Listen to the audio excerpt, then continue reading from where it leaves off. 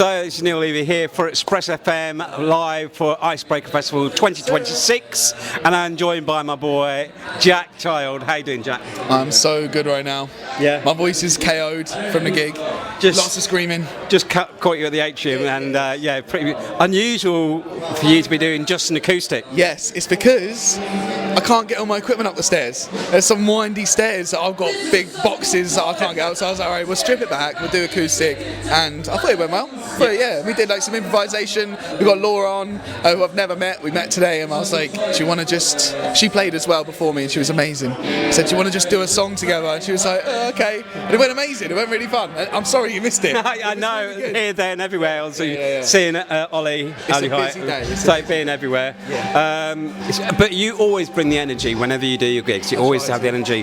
Where do you get that energy from, mate? I mean, I know you're young, but lots of fruit drinks, honestly. You know the little drinks from Tesco, the red one says Energize. Oh yeah. I have one of them before a gig, and I'll be like bouncing off my tits. I swear. Be like Tigger out of. Yeah, literally Tigger. That's me. Yeah. So you've been quite busy.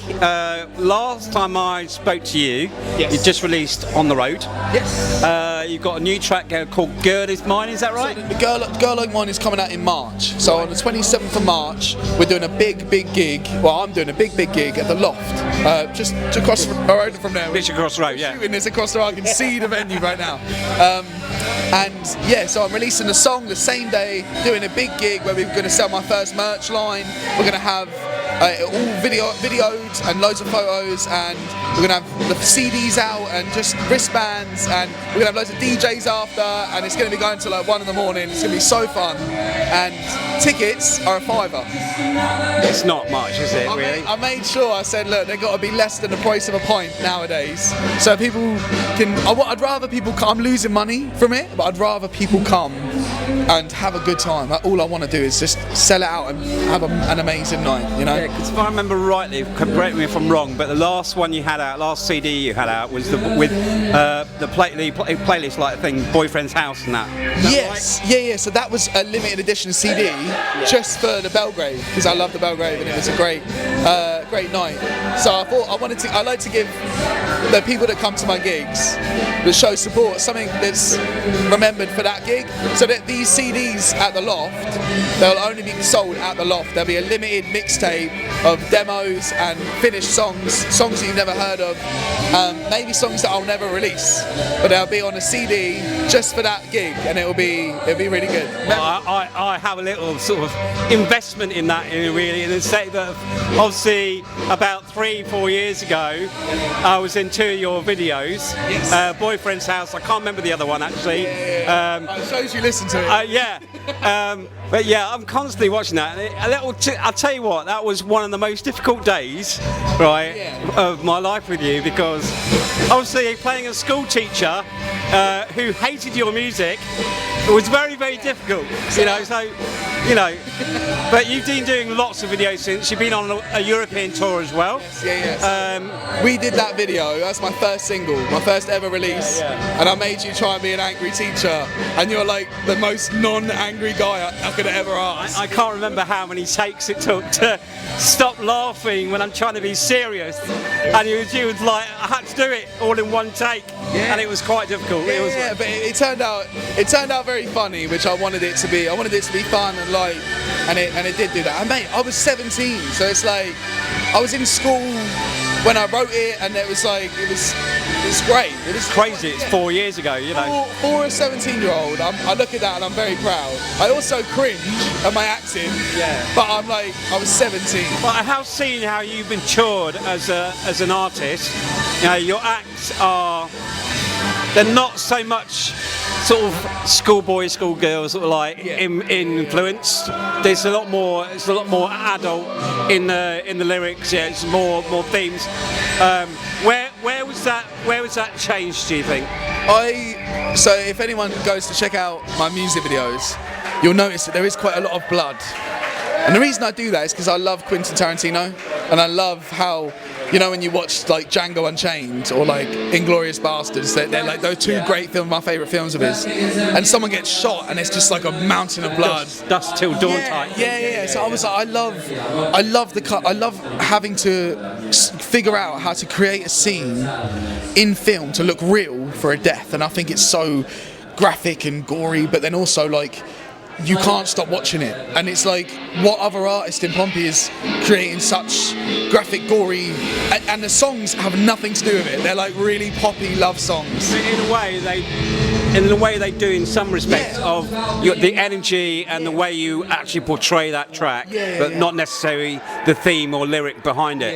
Yeah. So my music videos, they all have a story. Each one is linked in with each other, and we've just recorded again more videos in the loft the other day. We recorded 2 in there, and they're my favourites so far. I'm so excited to release them, and they're going to link in such a cool way. I'm so excited. Lots of blood. Our makeup artist went crazy, but she's done an amazing job. Yeah, I'm really excited to release them, and they have matured. I think as I get older, any artist would be more in state. You know, you get inspired, don't you? You get inspired by who really inspires you though, other than those film artists. Any musicals musically? You know? Musically, this year. Oh, very much. I know it's controversial, but very much Kanye. I don't know. I love the mentality of the young Kanye, where he was just didn't give a toss about what anyone. The retro Kanye. And he tried to create something new, and you know, it's admirable to look at that. And I've been fascinated about his story as of lately. Yeah, but influences of music. It's got to be Ed Sheeran. I love Ed Sheeran. I may have asked you this before, but if you had a choice of any artists that you could collaborate with, who would you in the world, whether it's local or wherever? I know my answer. The reason I started playing music is because Ed Sheeran. First time I picked up a guitar in 2013, 2014, Ed Sheeran. It's a very similar progression as well.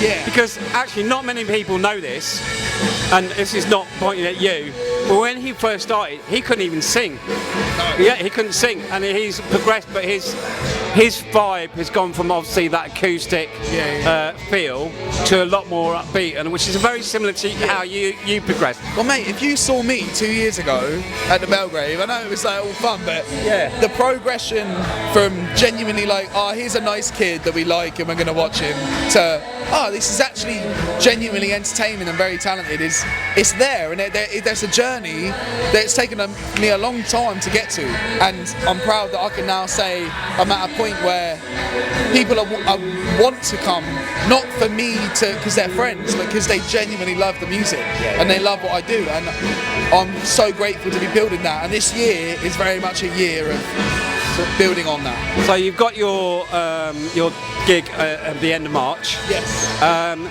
Moving forward, what can we expect like in the coming year? Anything like else? From the top of my head right now, I know we have 3 singles coming out this year. Maybe 4. I might slip in like a little one in between kind of Christmas and summer.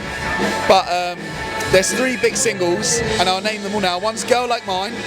The second one is Show Me How, and the third one is called Wishes, which is like an R&B breakup song. And they're all very poppy, all really lovey, and through gig-wise, I'm going to be doing the Loft, headlining the Loft, which is in my hometown, big headline gig, and then we'll also be doing, if that goes all well, about a year or so ago with the band.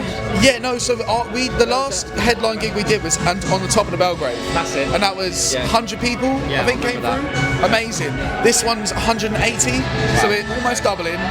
Very excited, and obviously from then it will be like the wedge, if that's the dream. But from the Loft, we're going to try and do the same thing in London with 100 people, and then work our way up from there. Like Brighton, we're going to do Brighton and Manchester. Maybe not this year, but we're going to make sure we do London and Portsmouth this year. All right, well listen, great chatting to you as always. So people want to get tickets, where can they get them? On my Instagram, Jack Child. If you search Jack Child like one kid, there'll be a link in my bio that says Jack Child's Big Fat Hometown Gig, and that's the one you press, and you'll get tickets for £5, and that's what you do. You buy one of them. Thank you, mate. Been a pleasure. Love you.